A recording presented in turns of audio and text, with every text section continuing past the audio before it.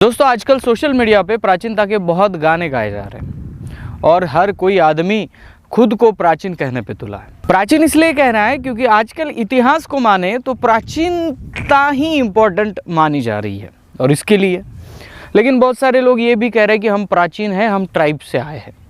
लेकिन उनको ये भी लगता है कि ट्राइब से आने के कारण भी हम तो आज ट्राइब जैसे नहीं रहते। क्या रहन सहन ही ट्राइब है? क्या जो लोग जंगलों में रहते हैं, अनाप शनाप कपड़े पहनते हैं, तो वही ट्राइब बनेंगे?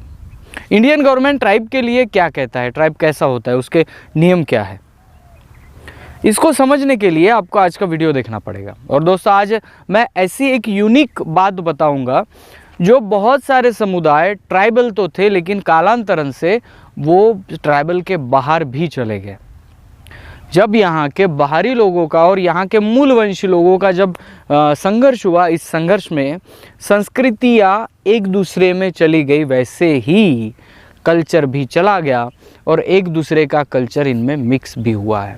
ये रियलिटी है और इस रियलिटी को समझकर हम आगे चलते हैं। लेकिन जिस कंसेप्ट को मैं आपको बताना चाहता हूँ, महाराष्ट्र के नहीं, भारत के ही नहीं तो पूरे वर्ल्ड के इंडिजिनस पीपल यानी ट्राइबल लोगों में आपको दिखाई देगा। और ये संस्कृति, रूढ़ी, परंपरा अगर आप में है तो आप कहीं ना कहीं से लिंक हो उस प्राचीन सभ्यता से। तो इसलिए दोस्तों अगर खुद की रूढ़ी परंपरा में ये खोजना है तो प्लीज़ आज का वीडियो पूरा देखिए, क्योंकि मैं बारीकी से समझाता हूँ तो वीडियो बड़ा हो जाता है, लेकिन जो समझाता हूँ वो 100% करेक्ट होता है। दोस्तों आज का मेन मुद्दा ये है कि ट्राइबलों में टोटेमिक सिस्टम है। जी हाँ दोस्तों, आप टोटेमिक सिस्टम को बारीकी से समझिए, ऐसे नहीं समझ में आएगा। चलो मैं आपको थोड़ा सा और इजी करके समझाता हूँ। बात यह है कि दोस्तों जिस काल में ना बुक थी, ना पेन थी, ना आप कोई बुक पब्लिश कर सकते थे, ना लिख सकते थे, ना लिपि अवेलेबल थी, तो ना कोई टेप रिकॉर्डर था, ना कोई वीडियो ऐसे कैमरा था, तो क्या करते आप? जब आपको कोई जानकारी है जो आपने पुरखा को देनी है, अपने नाती के नाती तक पहुँचानी है, तो क्या सिस्टम होगा आपके पास? ये तो नहीं होगा कि मैं कहीं सेव करके मेमोरी कार्ड में रखूँगा और पेन ड्राइव कहीं पे डाल दूँगा, ऐसा भी नहीं होगा। क्या सिस्टम है? पहली सिस्टम थी वहाँ के ट्राइबल लोगों के पास, जो गुफा चित्र थे, वो गुफा चित्रों आने वाले पीढ़ी को समझाते थे। लेकिन उसकी भी सांकेतिक भाषा समझना कोई आसान काम नहीं था। तो इससे भी आसान काम क्या हो सकता है? आसानी से मेरे नाती के नाती तक कैसे पहुंचेगा जब मैं रहूँगा ही नहीं? मेरे नाती तक रहूँगा कि नहीं ये गारंटी नहीं है, तो मेरे नाती के नाती के नाती के नाती तक मैं कैसे रहूँगा? तो मेरे पास जो जानकारी है, मैंने जो ज्ञान अर्जित किया है, वो आने वाली पीढ़ी तक मैं कैसे पहुँचाऊँगा? ये पहला सवाल है। इस जानकारी के लिए और इस सिस्टम के लिए ट्राइबल सिस्टम टोटेमिक सिस्टम है। जी हाँ दोस्तों, टोटेमिक सिस्टम है और हमारे कोयतुरों में इसको हम कहते हैं डीएनए को मजबूत करना। अगर मेरे पास ज्ञान है, छोटा थोड़ा भी होगा तो मेरे पास ज्ञान है, वो पूरा का पूरा ज्ञान मैं मेरे बेटे को देता हूँ। क्या होगा? उसने खुद कुछ परसेंट ज्ञान कमाया, मेरा परसेंट कुछ ज्ञान उसके अंदर गया, मेरे से ज़्यादा उसका ज्ञान बढ़ा, ऑब्वियसली उसका डीएनए बेटर है। उसका बेटा उसका ज्ञान लेकर खुद का ज्ञान जमा करता है, यानी मेरे से मेरा नाती और ज़्यादा ज्ञानी बनेगा। ऑब्वियसली उसका डीएनए मेरे से ज़्यादा प्रभावित है और इसलिए हम कहते हैं कि हम डीएनए को बनाते हैं। दोस्तों तो ये ज्ञान कैसे होता है, ये ज्ञान कैसे हम समझते हैं, थोड़ा सा टोटेमिक सिस्टम को हम आज फोकस करेंगे। देखिए यहाँ पे ट्राइब में मैंने जब खोजा, मैं खुद गोंड परिवार से हूँ, मैं खुद गोंड ट्राइब होने के कारण मेरे लाइफ में मेरे पुरखाओं ने मुझे बताया कि मुझे 3 टोटेम दिया गया है। टोटेम यानी क्या? जिस चीज़ को हम रक्षा करेंगे, जिस चीज़ को हम भूलेंगे नहीं, उस चीज़ से हमें सीखना है और पुरखों ने हमें ये दे दी है कि चलो इसको लेके चलो। मेरे 3 टोटेम क्या है? मेरे टोटेम में एक पेड़ आता है, एक पक्षी भी आता है, एक प्राणी भी आता है। हर एक गोंडियन के लाइफ में, जीवन में उसको 3 टोटेम को फॉलो करना है। ये नियम हमने नहीं बनाया है, ये सालों पहले, हजारों सालों पहले का सिस्टम है। तो आज मेरे परिवार में है तो मैंने ये सोचा कि ये प्राणी क्यों दिए गए। मुझे अगर मगरमच्छ दिया गया है तो मेरे साथी को कोई शेर, किसी को शेर मिला है, किसी को गिधाल मिला है, किसी को कुछ मिला है, किसी को कुछ मिला है, किसी को नाग मिला है, किसी को कछुआ मिला है। ऐसा क्यों? तब मुझे ये समझ में आया कि पाखंडवाद तो अब भी आया है। पाखंडवाद जब बाहरी आक्रमणकारी घुसे तब जाके पाखंडवाद बना और 4-4 हाथों वाले भगवान आके हमें डराने लगे। लेकिन इसके पहले क्या था? इसके पहले हमारे पुरखा ने इस प्रकृति के भेद को समझा था। जी हाँ दोस्तों, भेद को समझा था। मैंने पिछले वीडियो में कहा था कि डार्विन का सिद्धांत क्या कहता है कि जो मजबूत है, प्रबल है, वही टिकेगा। लेकिन ट्राइबल फिलोसॉफी अलग कहती है। वो कहती है कि कमज़ोर भी हो और मजबूत भी हो, अगर श्रृंखला में रहे और संगठित रहे तो सब टिकेंगे। अगर ऐसा होता तो आज इंडिया में या इस भूतल पर एक ही प्रजाति बचती। ऐसा होता तो जंगल में सिर्फ शेर ही बचता। लेकिन ऐसा नहीं है। शेर कितने प्राणियों को खाए, लेकिन प्राणी नहीं जा रहे। इसका मतलब ये है कि नेचर सभी को बैलेंस बना रही है। तो दोस्तों, हमारे जो पुरखा थे उन्होंने इस सृष्टि के 3 घटकों को समझा, प्राणी, पक्षी और पेड़। और इन 3 घटकों को अगर हम संजोते हैं, उसका रक्षण करते हैं, तो आगे चलकर हम नेचर बचा पाएंगे हमारे नाती के नाती के नाती के नाती के लिए। और यह बहुत बड़ी मुहिम थी और इस मुहिम में हर ट्राइबल ने अपना हाथ लगाया। देखिए, महाराष्ट्र के गोंड ट्राइब आज महुआ को बहुत ज़्यादा मानते हैं। आप थोड़ा कांकेर या बस्तर की तरफ चले जाइए, आपको जो चाफा नज़र आता है, जिसको आप चंपा भी कहते हैं और मराठी वाले उसको चाफा कहते हैं, उस फूल को भी माना जाता है। कहीं आप अलग चले जाइए तो परसा का पेड़, आपके पीछे जो है वो सागवान का पेड़, अलग अलग प्रकार के पेड़ों को माना जाता है। मेरा जो, अगर मैं कन्ना का हूँ तो मेरा सालई का जो पेड़ है, वो सालई का पेड़ बहुत कुछ गुणधर्म सिखाता है और मेरे पुरखाओं ने यही सिखाया है। टोटेमिक सिद्धांत जब लागू हुए, उस सिद्धांत के साथ, उस टोटेम के साथ हमें कुछ सीखना भी था। दोस्तों, एक बार ऐसा ही हुआ कि बहुत सारे लोग बारिश के दिनों में 2 मेंढक को पकड़ के ले जा रहे थे और ले जाते समय किसी आदमी ने देखा, सबसे पहले मेरे पास आया और बोला कि मेंढक को क्यों पकड़ा? मेंढक, मैं बोला वो मेंढक का गोंगो करते हैं, उसको भी पूछते हैं, मेंढक को भी पूछे। अरे मेंढक से क्या सीखना है? मेंढक क्या है? कौन सा भगवान है क्या है? तो फिर उस आदमी को मैंने रख के समझाया, देख भाई, इस सृष्टि को, इस चक्र को निरंतर घुमाने वाला जो चक्र है, उसमें सहयोग देने वाले प्राणियों में से मोस्ट इम्पॉर्टेंट प्राणी या मेंढक है। और ये मेंढक आदमी को ये भी सिखाता है कि आप अगर अपने शरीर के साथ ट्राई करें तो वो भी कर सकते हैं। और इसका उत्तम उदाहरण आपके ग्रंथों में तपश्चर्या और एकांत में जाके बैठने वाले लोग हैं, जिसे आप साधु संत भी कहते हैं। एकांत में जाके बिना कुछ भोजन के भी बहुत ज़्यादा दिन तक जीवित रहे हैं लोग। ऐसा क्यों? मेंढक एक विशिष्ट, यानी बरसात में आपको तो बाहर दिखता है, लेकिन जब वो मौसम चला जाता है तो बाकी के 8 या 7 महीने आपको ज़मीन के अंदर वो दिखेगा, बाहर नहीं दिखेगा, मिलेगा ही नहीं वो। तो फिर बहुत कम ऑक्सीजन में इतने ज़्यादा दिन कैसे रह सकता है? वो है कमाल। उसकी बॉडी उसी प्रकार की है जिसमें कम ऑक्सीजन में वो ज़्यादा दिन जिंदा रह सकता है। और इंसान भी ऐसे ही किसी प्राणी से प्रेरित हुआ होगा। और अगर वैसी कला अगर हम शरीर में विकसित करें अपने प्रयास से, अपने प्रैक्टिस से, तो हो सकता है।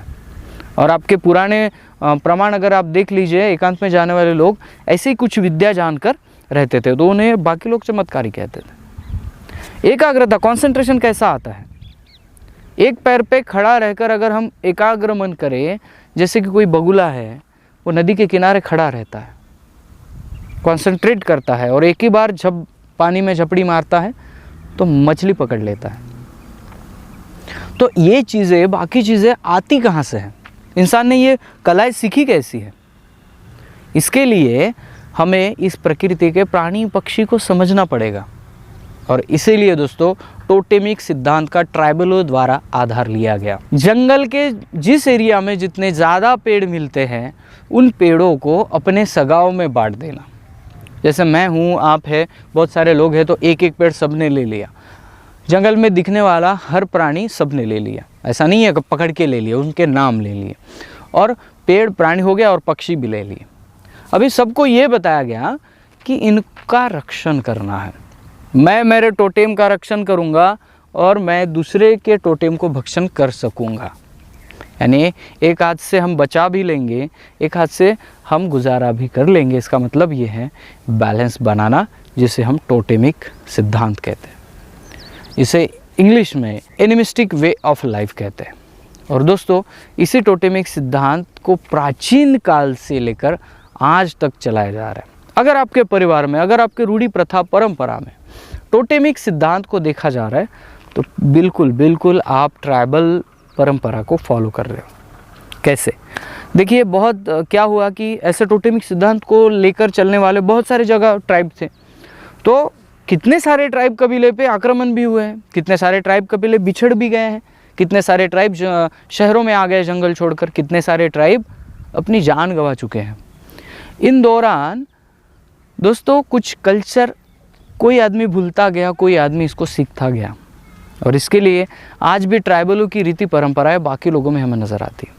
कोई अपना नाम नाग से लगाता है, कोई अपना नाम शेर से लगाता है, कोई अपना नाम हाथी से लगाता है, कोई कहता है मैं चंद्रवंशी हूँ, कोई कहता है मैं सूर्यवंशी हूँ, कोई कहता है मैं नागवंशी हूँ। हर प्राणियों को टोटेम सीढ़ी सटवा, मुझे पता ही नहीं था, मुझे कुछ दिन पहले पता चला कि उसका नाम होता है तोता। जो तोता जिनका टोटेम है वो लेकर चलते हैं। उदाहरण के तौर पर जो गोंड राजाओं ने किले बनवाए हैं अपने, उन किलों पे जाइए, अपने अपने टोटेम को लेकर चलने वाले लोग हैं। सिडाम कोई सोडुम वाला होगा तो अपने किले के मुख्य द्वार पर सोडुम लगाएगा। कोई नाग टोटेम को मानने वाला होगा, नाग वेलिया होगा, तो वो जाके अपने किले के मुख्य द्वार पर नाग का चित्र लगा देगा, और आपको उसका नाम जानने की ज़रूरत नहीं है। जैसे आप उस किले का मुख्य द्वार देखोगे वैसे पहचान जाओगे ये नाग टोटेम वाला आदमी है। और पहले ये टोटेम होते थे, सरनेम नहीं आए थे, सरनेम बाद में आए, और टोटेमों से उनके सरनेम भी पड़े थे। जी हाँ दोस्तों, और इस प्रकृति के सिस्टम को समझकर आगे चलने वाली यह ट्राइबल परंपरा है, और इस परंपरा को समझना है तो आपको टोटेमिक सिद्धांत समझना पड़ेगा। जैसे आज हम में भी ये टोटेमिक सिद्धांत जिंदा है। बहुत सारे लोग आज भी मडमिंग में एक मंडा ला लेते हैं, हालांकि वो ट्राइबल नहीं है, फिर भी वो मंडा लाते हैं। हालांकि वो ट्राइबल नहीं है, फिर भी वो नागवंशी बताते हैं। हालांकि वो ट्राइबल नहीं है, फिर भी वो किसी प्राणी को अपना कुल दैवत मानते हैं। और ये कुल दैवत मानना, किसी प्राणी को पूजना, ये सभी सिस्टम ट्राइबलों में आता है। अगर ट्राइबलों में कुछ नहीं आता तो वो ये है कि 4 हाथ वाले और 8 हाथ वाले भगवानों को ट्राइबल नहीं जानता, और इसीलिए उन भगवानों से ये ट्राइब आदमी कोसों दूर है, क्योंकि ट्राइब आदमी मेन कंटेंट को पूज रहा है, इस प्रकृति के चक्र को घुमाने वाले प्राणियों को मान रहा है, और इसीलिए हर प्राणी से वो सीख भी रहा है। ऐसा नहीं है कि टोटेम है तो उसको लेके चलिए, पुरखा ने दिया है इसलिए मैं लेके जा रहा हूँ, ऐसा नहीं है। हर आदमी उसमें रिसर्च कर सकता है, हर आदमी उस प्राणी पक्षी से सीख सकता है। समझने की बात है। महुआ पेड़ से हम क्या सीख सकते हैं? महुआ का फूल बाकी फूलों जैसा नहीं है, वो परागकण नहीं, जब वो गिरता है तब उसके साथ परागकण उसके वेस्ट नहीं होते, उसके परागकण वेस्ट नहीं होते, फल अलग आता है, फूल अलग आता है, उसकी एक विशेषता है, उस विशेषता को समझना जरूरी है। क्यों ऐसा होता है? बाकी तो 99% पेड़ तो ऐसे है कि उनके फूलों में ही परागकण होता है, फूल तोड़ दिया तो वो फल नहीं आएगा। तो ऐसी बहुत सारी चीज़ें हैं जो यहाँ का ट्राइबल आदमी जानता है, और इसलिए इस टोटेमिक सिद्धांत को समझकर चलते। इसके लिए मैं आपको एक किताब सजेस्ट करूँगा, बहुत ही बेटर है। गोंडवाना का सांस्कृतिक इतिहास, इस किताब के लेखक है आचार्य मोतीराम कंगाली सर, और ये किताब आपको मिल सकती है तिरुमल प्रकाश सलामी जी से। आप उनका जो व्हाट्सअप नंबर है मैं आपको स्क्रीन पे दे रहा हूँ, आप उनसे बात करिए और ये किताब ज़रूर मंगवाइए, ये किताब आपके आंखें खोल देगी। टोटेमिक सिस्टम है प्राणी, पक्षी और पेड़ों को मानने वाला, ये सिस्टम आज भी बाकी समुदायों में भी हमें नज़र आता है। वो ट्राइबल देन है, और इस ट्राइबल देन को आज बाकी समुदाय भी फॉलो करते हैं। सो अगर आपके समुदाय में, आप किसी धर्म पंथ से हो, हमें लेना देना नहीं है कि, लेकिन आपके समुदाय में किसी पेड़, प्राणी, पक्षी को अगर माना जाता है, टोटेमिक सिद्धांत से उनके नाम लगाए जाते हैं या उनको पूजा जाता है गॉड कर कर, तो ये ट्राइबल परंपरा आप में भी है। इसी परंपरा को मेन रखकर ट्राइबल लोग आज तक चलते आ रहे हैं। लेकिन क्या हुआ, अंधविश्वास के नाम से सब कुछ ट्राइबलों का अंधविश्वास में डाला गया, उसका रिसर्च नहीं हुआ, और इस ना रिसर्च के कारण ट्राइबल आदमी को पीछे धकेल दिया गया। तो दोस्तों, कहने का तात्पर्य यह है कि इस टोटेमिक सिद्धांत को आप क्लियरली समझे और अपने दोस्तों को भी बताइए, क्योंकि जो प्राचीन इतिहास है वो प्राचीन इतिहास ऐसे ही मान्यताओं, परंपराओं में हमें मिलेगा। उसके लिए हमें किसी ग्रंथ की ज़रूरत नहीं है। सो दोस्तों, वीडियो पसंद आते तो लाइक शेयर कमेंट कर देना। मिलते हैं अगले वीडियो अगले टॉपिक के साथ, तब तक के लिए जय सेवा, जय जोहार, जय आदिवासी, जय गुणवाना, जय भीम।